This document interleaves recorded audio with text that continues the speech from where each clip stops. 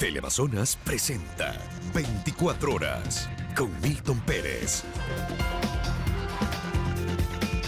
Empezamos. En una entrevista ofrecida al periódico digital Primicias, el exdirector de antinarcóticos de la policía, Marco Villegas, revela que impases con la comandante general Tania Varela lo llevaron a renunciar. Villegas asegura que los esfuerzos de la institución por combatir el narcotráfico son insuficientes.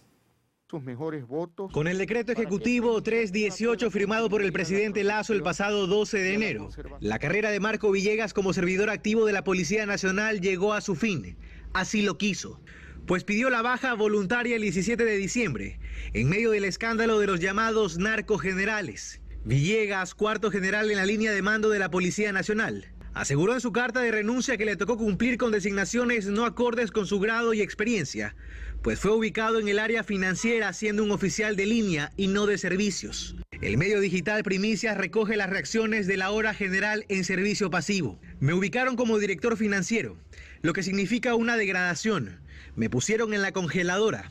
Eso implica un resquebrajamiento del mando, del órgano regular. Pero fuentes consultadas por este medio periodístico dan cuentas de que la carrera de Villegas, quien estuvo al mando de la Dirección Antinarcóticos por 10 meses entre 2019 y 2020, estuvo salpicada de no pocas críticas. Lo principal, escasos decomisos de droga. Se habrían capturado apenas 24 toneladas en su gestión, una cifra que dista mucho de las 173 toneladas de cocaína decomisadas durante 2021.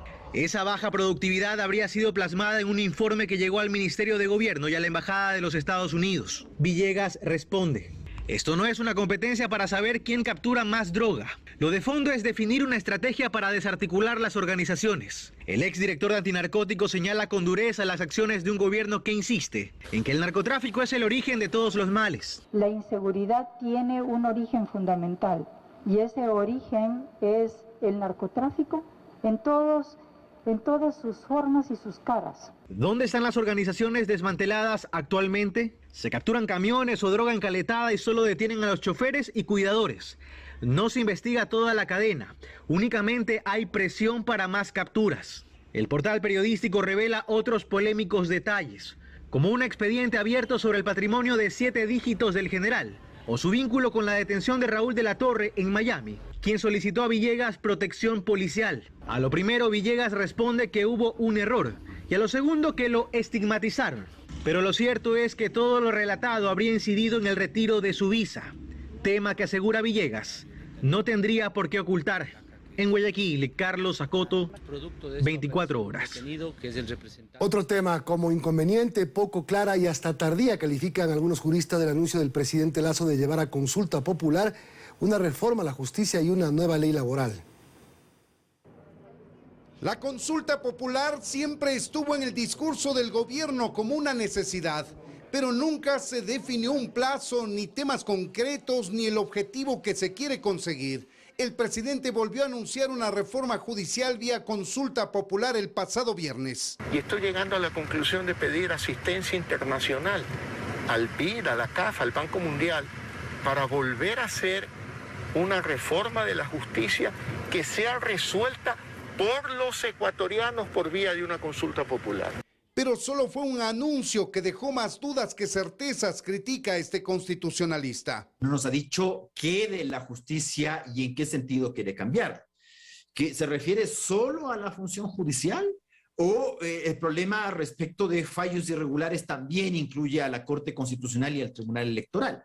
¿Se refiere a la función judicial en la cabeza administrativa, es decir, una nueva integración del Consejo de la Judicatura, o una nueva estructuración de la función judicial como tal? Nadie sabe qué se quiere reformar, ni el mecanismo para hacerlo, pues la Constitución establece varios candados para cambiar la Constitución. Y además, los problemas estructurales que tiene la justicia no pueden tampoco ser solucionados con una simple reforma.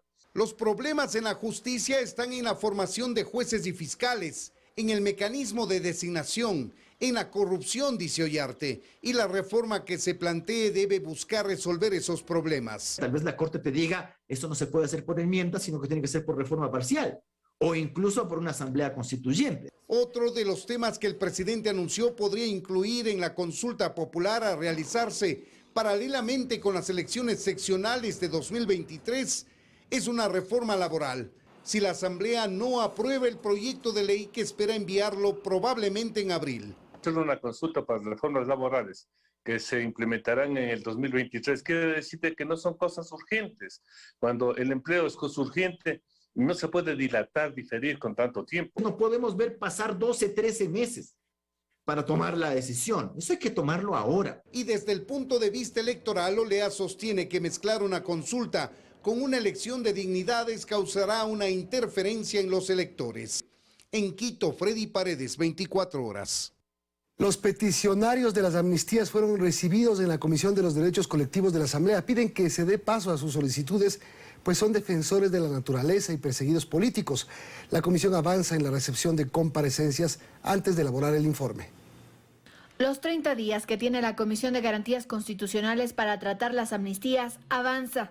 Mientras tanto, los asambleístas reciben a los solicitantes que piden su apoyo. Son ciudadanos de a pie, son compañeras y compañeros que lo único que han hecho es defender el derecho de cada uno de nosotros. Josefina Tunqui está en la lista de las 305 solicitudes de amnistía. Defiéndanos. Ustedes son electos por nosotros, de diferentes provincias. Para que nos defiendan se les elige. La mayoría de las solicitudes que ha presentado Pachacutic son sobre luchadores sociales de los últimos 6 años, sumando las que presentó el alacorreísta. Entendiendo que ya fue aprobado que marca dentro de los delitos políticos o conexos, que son como requisitos para que se proceda a dar las amnistías. Hasta el 1 de febrero se procesará toda la información para la posterior elaboración del informe. La comisión también recibe expertos en derecho y defensa de la naturaleza como aportes para el análisis. Las comparecencias se van a recibir hasta el 26 de enero. En Quito, Andrea Samaniego, 24 horas. El tribunal que analiza el habeas corpus presentado por Daniel Salcedo se reinstalará mañana. Esta tarde los jueces iban a dar su resolución, pero suspendieron nuevamente la audiencia. Dayana Monroy informa. A las 4 de la tarde se reanudó la audiencia que fue suspendida esta mañana, pero en ella el juez ponente lo único que dijo fue que se suspendía la audiencia para mañana a las 8:05 de la mañana. Esta audiencia, donde los jueces se tomarán otras horas más para deliberar y revisar su decisión, se realiza bajo la mirada y advertencia de la Fiscalía. La defensa de Daniel Salcedo planteó un habeas corpus en contra de todos los jueces que llevan sus causas. Salcedo aduce que los 21 jueces han violado sus derechos. Su defensa argumenta una resolución de la Corte Constitucional donde se habla de la caducidad de la prisión preventiva. Sostienen que en el caso de Salcedo ya caducó la prisión, pese a haber recibido sentencias por varios delitos. Son los jueces de la Sala Especializada de lo Penal de la Corte Provincial de Justicia del Guayas, el abogado José Daniel Poveda, Carlos González y María Fabiola Gallardo, quienes tomarán la decisión. Semanas atrás, un tribunal de garantías penales le otorgó medidas alternativas, como arresto domiciliario, a Daniel Salcedo, dentro del proceso por delincuencia organizada, pero contra él se siguen otras investigaciones que impedirían su salida del centro carcelario donde se encuentra en este momento, la cárcel 4 de Quito. Durante la corta intervención del juez ponente en el caso de habeas corpus, se dijo que estaban revisando los plazos antes de tomar una decisión. La defensa del exdefensor del pueblo Freddy Carrión y del exdirector de la Senaín Pablo Romero usaron este mismo argumento. En ambos casos el recurso fue desestimado tras una respuesta obvia. Cuando ya hay sentencia, los plazos de la prisión preventiva se rompen. Veamos qué deciden los jueces en este caso. Abogados de detenidos por casos de corrupción estarían usando una resolución de la Corte Constitucional para liberar a sentenciados. La Corte definió que si no existe una sentencia condenatoria ejecutoriada en un año, el detenido puede recuperar su libertad, pero se refería a procesos de adolescentes infractores. Se trata de una resolución emitida el 17 de noviembre del 2021, que pese a ser reciente, está siendo muy bien utilizada por abogados, sobre todo de procesados en actos de corrupción, donde hay millones de dólares de por medio. La resolución 250519-EP dice en su numeral 31, Esta corte en su jurisprudencia ha indicado que cuando una persona ha cumplido el tiempo máximo de internamiento preventivo permitido, sin contar con sentencia condenatoria en su contra, debe ser puesta en libertad sin necesidad de orden judicial. Aquí no hay mayores novedades. Lo que llama realmente la atención es lo que dice a continuación la Corte cuando señala, añadiendo que el hecho de tener una sentencia condenatoria no ejecutoriada por estar pendiente un recurso no justifica retener a esa persona más allá del tiempo máximo establecido por la Constitución. Es decir, para la Corte, si en un año no existe una sentencia condenatoria ejecutoriada, el detenido podría recuperar su libertad. Para constitucionalistas esto no va acorde a la realidad del país, pues para que una sentencia condenatoria esté ejecutoriada, se requieren de al menos 2 años. Hay recursos de casación que están durmiendo el sueño de justos en la Corte Nacional, incluso más de 1 año. Entonces, claro, bajo este concepto, mañana quien tiene un recurso de apelación, un recurso de casación pendiente, podría decir que se aplica esta sentencia de la Corte Constitucional. Doctor, casi todos los detenidos de la cárcel. Así es, así es. La palabra ejecutoriada que agrega la Corte es clave, pues hasta ahora se entendía que el año de plazo para que opere la caducidad de la prisión preventiva se interrumpía si hay sentencia. Podía ser de primera instancia, pero una sentencia está ejecutoriada cuando se han superado todas las instancias. Y que ya además no existen recursos horizontales o verticales que puedan ser interpuestos. Pero la sentencia de la Corte Constitucional hace referencia a adolescentes infractores, donde los tiempos para que exista una sentencia son otros. Sin embargo, en el caso de Freddy Carrión y Pablo Romero ya intentaron usar esta resolución. Hay que decir también que la resolución no es una regla jurisdiccional, es decir, los jueces no están obligados a ejecutarla en sus sentencias. Existe aquí una equívoca interpretación de la Corte Constitucional o una errónea redacción de esa sentencia que da pie para la confusión y obviamente que esto no dé pie para un tema de impunidad. Pues ya existe una reciente resolución de la Corte Nacional de Justicia, donde se ordena la libertad inmediata de un detenido en Esmeraldas recurriendo a lo resuelto por la Corte Constitucional, que si bien no es de obligatorio cumplimiento y se refiere a adolescentes infractores, podría ser un recurso efectivo para liberar a muchos. Dayana Monroy, 24 horas. Se espera que el Pleno de la Asamblea sea convocado para el debate del proyecto de ley de aborto por violación que ya tiene informe para el segundo debate. Los bloques ya analizan cuál será su posición, aunque la mayoría dejará que cada asambleísta decida. El aborto por violación divide a las bancadas legislativas, pues hay quienes están a favor y en contra del tema, pese a que esa no es la discusión de fondo del proyecto de interrupción del embarazo. Sin embargo, los bloques como Pachacutic, UNES y PSC han tomado una decisión. Dejar abierta para que los asambleístas hagan su votación en función a lo que ellos crean conveniente. En el caso de la bancada de la Revolución Ciudadana se ha dado la libertad para que cada uno de los asambleístas o legisladores pueda procesar y pronunciarse. Y los legisladores tienen libertad de configuración propia de su voto. En la izquierda democrática esperan que el tema se pueda discutir internamente y tomar una decisión orgánica en apoyo al proyecto de ley. Que no dejemos, como en otros partidos, que por no afrontar quizás aquellas decisiones se deja la libertad, que creo que eso no sea responsable. Por su lado, el partido de gobierno mantendrá reuniones para definir una postura. Sin embargo, hay temas que aún no les convencen del proyecto de mayoría. Hay algunos que tenemos este criterio, no responde realmente a lo que dice la sentencia. En lo que coinciden los asambleístas es en rechazar el anuncio del presidente Lasso respecto a un veto a este proyecto de ley. Que deje de hacer el trabajo de la asamblea y cuando ya esté en las manos de él, él sabrá cuál es su comportamiento en el tema de la ley. Él había dicho muy claramente que iba a respetar el trabajo de la Asamblea y de la Corte y que no iba a poner posiciones personales. Que la propia Asamblea le esté sirviendo en bandeja de plata el veto al Ejecutivo para que el Ejecutivo se lleve todas los laureles. La Asamblea debía regular lo que ya despenalizó la Corte Constitucional, pues el aborto en casos de violación ya no es un delito en el país. En Quito, Andrea Samaniego, 24 horas. Más noticias, amigos. Los puntos de vacunación en Quito arrancaron la semana con poca afluencia de personas. Las autoridades de salud hacen un llamado a acudir a vacunarse, sobre todo a los padres, para que lleguen a sus niños. Los puntos de vacunación en Quito arrancaron la semana con muy poca afluencia de personas. Los tiempos de espera fueron mínimos. ¿Cuánto tiempo se demoró usted en todo el proceso hasta vacunar?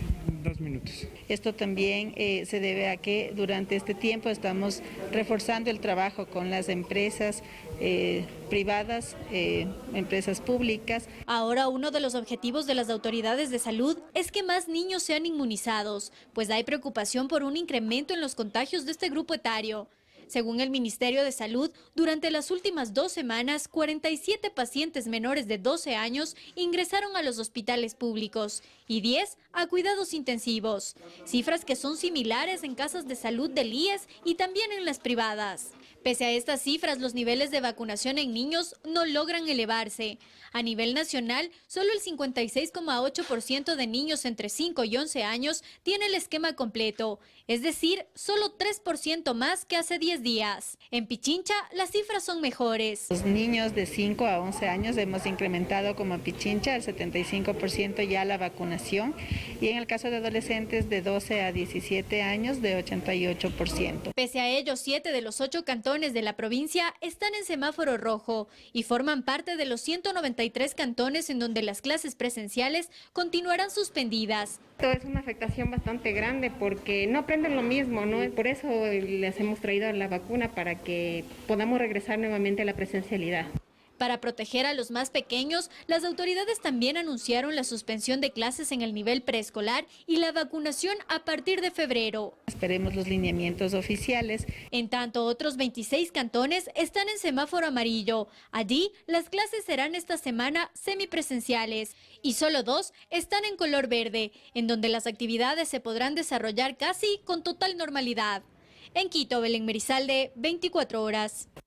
La Asociación de Municipios del Ecuador aprobó las medidas ejecutadas por el COE Nacional y solicita a las autoridades instalar puntos de vacunación en todas las terminales terrestres.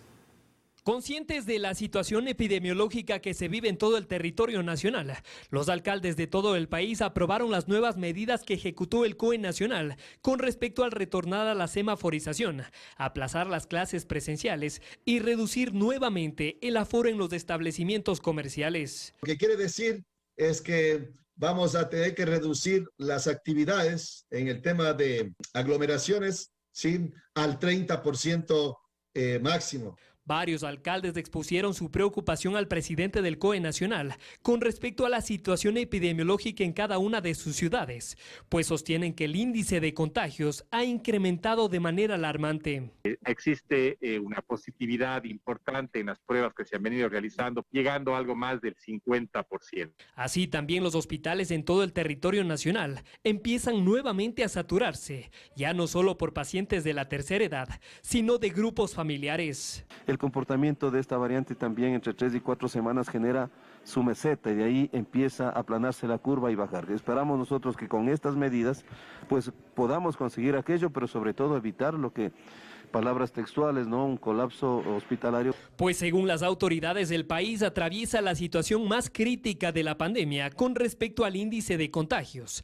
Afortunadamente esto no se refleja en los hospitales ni en el tema de la mortalidad, gracias al plan de vacunación. No hay otra forma de contener y de tener un escudo tan grande como la vacunación. Así también expusieron su preocupación sobre la reactivación económica en sus ciudades. Solicitaron al COE Nacional instalar puntos de vacunación en todas las terminales terrestres para que todos los ciudadanos accedan a este proceso. Los alcaldes no queremos es afectar los programas, los proyectos del sector privado que le están apostando, que han invertido recursos, ¿sí?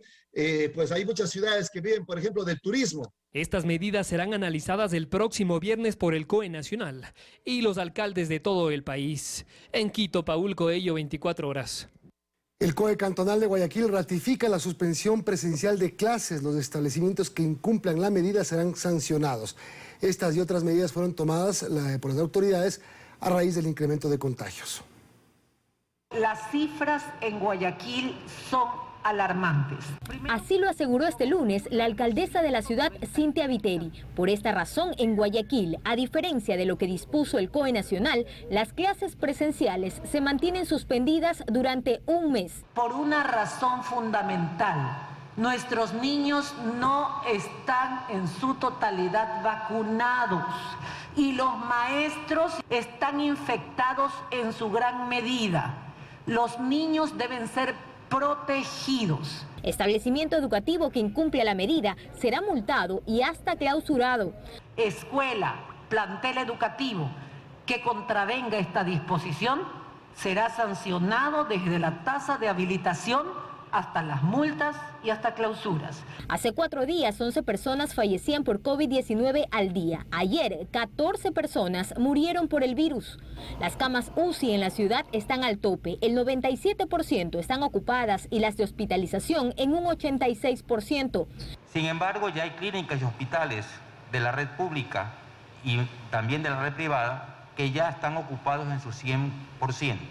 La salida de miles de turistas durante el fin de semana hacia las playas de la provincia de Santa Elena y la del Guayas preocupa al COE cantonal, por lo que se le pedirá al Ministerio de Transporte y Obras Públicas realice controles. Y este fin de semana, a pesar de las restricciones, a pesar de las advertencias, se han movilizado 53.000 vehículos a la península.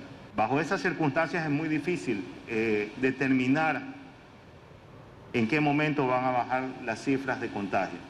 La semana pasada, 900 personas se contagiaban por COVID al día. Las últimas cifras señalan que en Guayaquil, por día, se reportan más de 1.500 contagios. Esta tarde se analizará también restringir la movilidad nocturna no esencial en la ciudad. Pero esto está en análisis y no es una medida en firme todavía. Joana Ramos, 24 horas. Seguimos, amigos. 43 asesinatos se han registrado en la zona 8 en lo que va de este año, en enero. Guayaquil y Durán siguen siendo las ciudades más violentas. También en otros cantones aledaños se reportan casos de asesinatos y crímenes. Vamos con Luisa María Heredia, quien está en la vía La Aurora, en el cantón Daule. Hola, Luisa. Hola Milton, amigos televidentes, muy buenas noches. En efecto, el asesinato más reciente ocurrió justo aquí, en este centro comercial ubicado en la vía La Aurora, en el cantón Daule. Un sujeto que estaba a punto de subirse a un vehículo en el parqueadero luego de hacer compras en una tienda recibió un disparo en la cabeza. Es la muerte violenta número 20 en la subzona Guayas en lo que va de enero, donde los asesinatos se han duplicado, puesto que en el mismo periodo del año pasado se registraron 10 casos. La ola de criminalidad no cesa. Tampoco en la zona 8, que comprende a los cantones de Guayaquil, Durán y San Borondón, donde van ya 43 muertes violentas. En Durán, de hecho, hace menos de 24 horas, 2 sujetos con un fusil atacaron a un grupo de jóvenes afuera del Parque de la Primavera 1. Asesinaron a uno y dejaron gravemente herido a otro. En Guayaquil, en el Guasmo Sur, en cambio, otro joven recibió varios impactos de bala mientras estaba en la esquina de su casa, en la cooperativa 26 de abril. Un policía también resultó víctima de sicariato el fin de semana. Y en la autopista terminal terrestre Pascuales, cerca de Vergeles, un conductor fue víctima de sicariato y horas después ocurrió algo similar en la vía perimetral. En ese caso, el conductor fue asesinado en presencia de sus 2 hijos de 12 y 8 años. A inicios de la semana anterior, el lunes 10 de enero, en un reporte similar, nosotros dimos cuenta de que se habían registrado 33 muertes violentas en la zona 8. Es decir, en 7 días hubo 10 asesinatos más. En Guayaquil, Durán y San Borondón mueren en promedio 2 personas por día en manos del crimen organizado, bajo la modalidad de sicariato, principalmente por efectos de ajustes de cuentas, la disputa entre bandas dedicadas al microtráfico. Desde la gobernación del Guayas se ha insistido en que los planes operativos en materia de seguridad han dado buenos resultados, pues existe una reducción en la categoría de robos a personas y a viviendas, pero no ocurre lo mismo con las muertes violentas. Es todo lo que puedo informar, Milton. Desde acá continúas con estudios con más noticias. Muy buenas noches.